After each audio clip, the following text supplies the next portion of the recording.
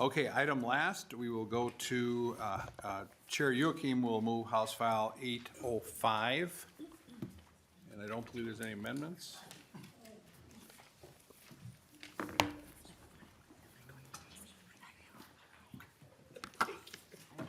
Okay, Chair Joachim moves House File 805. We have a witness, Kylie Cooper. Does that make sense? Okay. Okay, so two-year bill, Chair Joachim. Thank you, Mr. Chair, and thank you, members, for hearing House File 805 today. This bill is about leveling the playing field among our nonprofit child care centers. Currently, nonprofit child care centers that own their building are exempt from property taxes, but those who rent space for their facility do not receive any property tax exemptions. The idea for this bill was brought to me by one of our local early child care centers in Hopkins, Kids Zone. Kids Zone was originally located in St. Louis Park with a church building where they were able to receive a property tax exemption. Due to a portion of the church being sold for development for multi-use housing, the child care center had to relocate. The property then rented in Hopkins was an old commercial building, and Kids Zone quickly found out that they no longer qualified for the property tax exemption, even though their nonprofit status hadn't changed. When I took a tour of the new facility, I asked what some of their barriers were to being able to provide affordable services to their families and livable wages to their employees.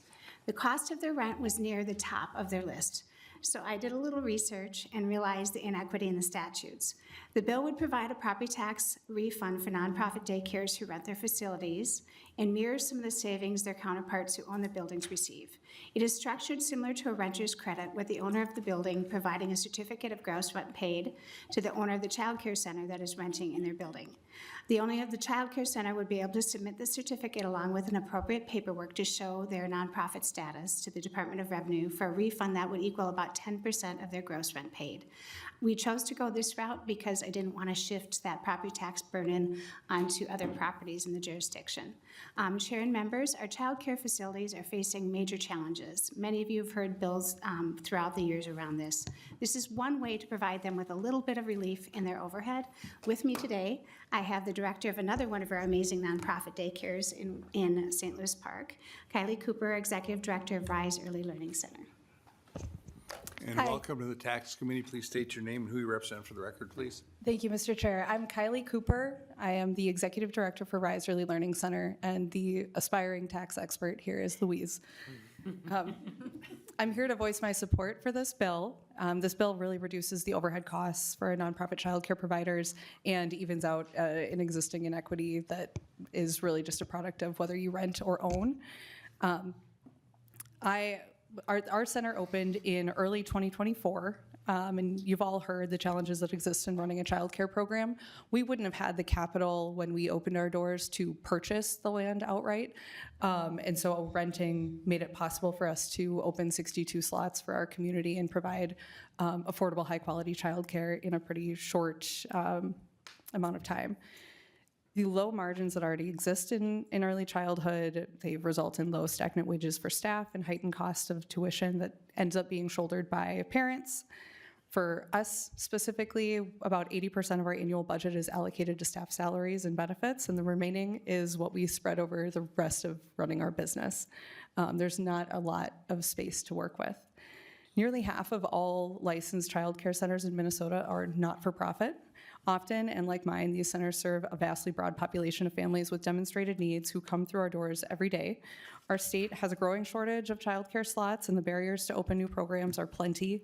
This bill is a step in the right direction, alleviating a small portion of the cost to operate a high-quality childcare facility, allowing them to allocate funds where they can be the most impactful, back in the pockets of parents, back in the pockets of the educators, without adding that penalty to the property owner.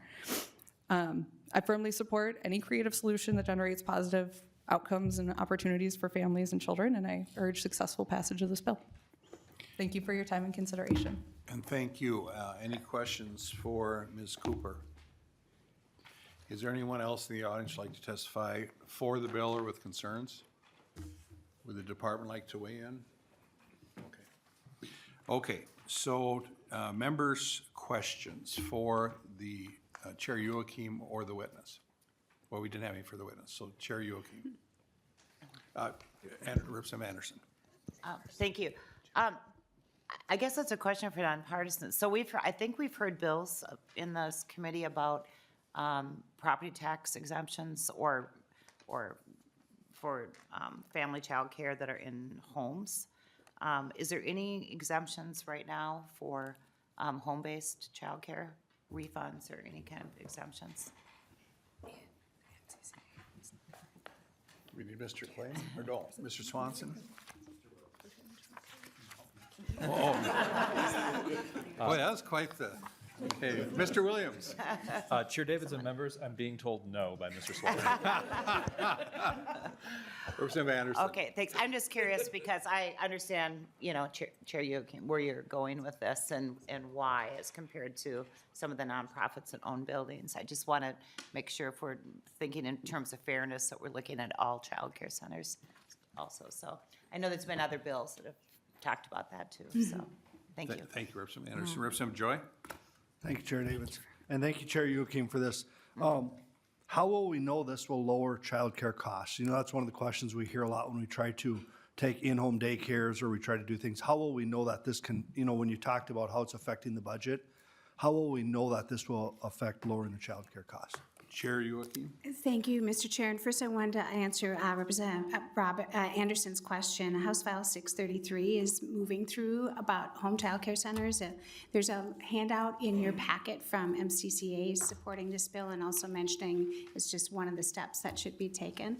As for the other representative's question, Representative Joy, just like we do with any tax expenditures, we hope that it does move down to the folks that are part of the program. But the most important thing about this bill is it actually is just treating like companies like. It's leveling the playing field. It just seems odd that if you owned it, you'd get it, but if you rent it, you don't. And we do have a renter refund for some of the exact same reasons. And it's about 10% of their gross receipts is what they receive in a refund. Vice Chair Joy? Thank you. Okay, any other questions?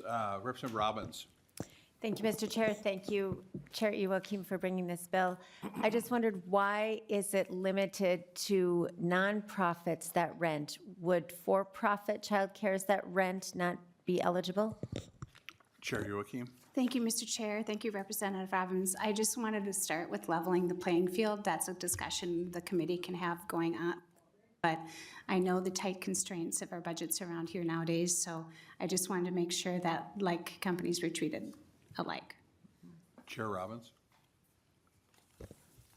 Thank you. I just am not sure how that levels it when the nonprofit sector would get it and the for-profit providers who rent would not. Okay. Comment, Chair Youakim? Oh, Chair Davids. Thank you, Representative Robbins. I'm just focusing on the nonprofit that already do, so just making sure the ones that rent do. They serve some of the neediest population and families that don't have a ton of money. Chair Robbins? Okay. Any other, Representative Hanson? Thank you, Chair.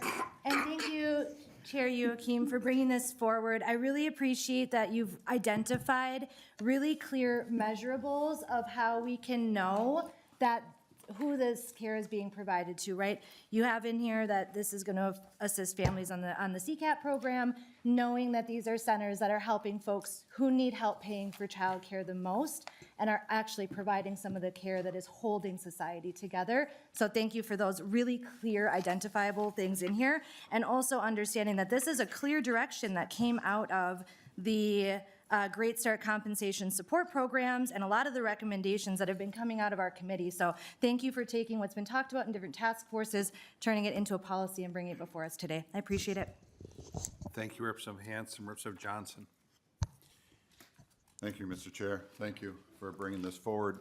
As a nonprofit daycare, do you have criteria that goes along with ability to pay, how much they make and stuff like that in your with your daycare? In other words, I guess that's my question, Mr. Chair, and is, do you have criteria for people who can take advantage of your daycare? Ms. Cooper? Chair Davids, Yes, so I can't speak for every single nonprofit childcare, but I can speak to how we structure we have essentially a sliding fee scale. 60% of our slots are allocated or earmarked for families who have a demonstrated need. So in that 60%, we have a combination of families who receive CCAP and meet those eligibility indicators. We have another handful of families who utilize the early learning scholarships. And then we have an internal scholarship stream for 7 children of our 62 slots that includes a significant offset of the annual cost for families.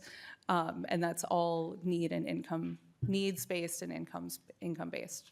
So short answer would be yes, we follow a sliding fee scale, but I can only speak to my nonprofit. Representative Johnson? Thank you, Mr. Chair. Follow-up question. Since you are providing, lower fees and nonprofit, do you have other sources, or where are your sources of funding coming from? Ms. Cooper? Chair Davids, we braid a lot of different funding streams to make this work possible. My annual budget for our 62 slot center is about $1.7 million a year. We combine tuition dollars and what's coming in for the cost there, but we also rely on about 14% of community donations and grants throughout the course of a year. I try to keep that number as low as possible to make sure that we're solvent into the future and we can continue to support families.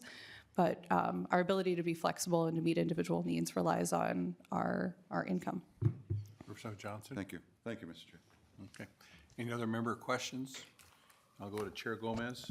Any wrap-up comments? Okay, then before we go to the author to wrap this one up, tomorrow's agenda, House File 1359, Johnson Bill Score Grants, House File 1829, Davidsville Homestead Resort Property Tax Modifications, House File 290, Representative Anderson, and then House File 1933, Representative Herr. So that's for tomorrow. And if you'd like to wrap up the bill that you have moved, House File 805, Chair Youakim. Thank you, Chair Davids and members. Thank you for your time and attention and your questions today. Our child care centers across Minnesota are facing many challenges. This bill is only one way to level the playing field and provide them with some relief in their budgets. I would ask for your support as this bill moves forward into a tax bill. Thank you. Thank you very much, Chair Youakim. Chair Youakim renews her motion that House File 805 be laid over for possible inclusion in the omnibus tax bill.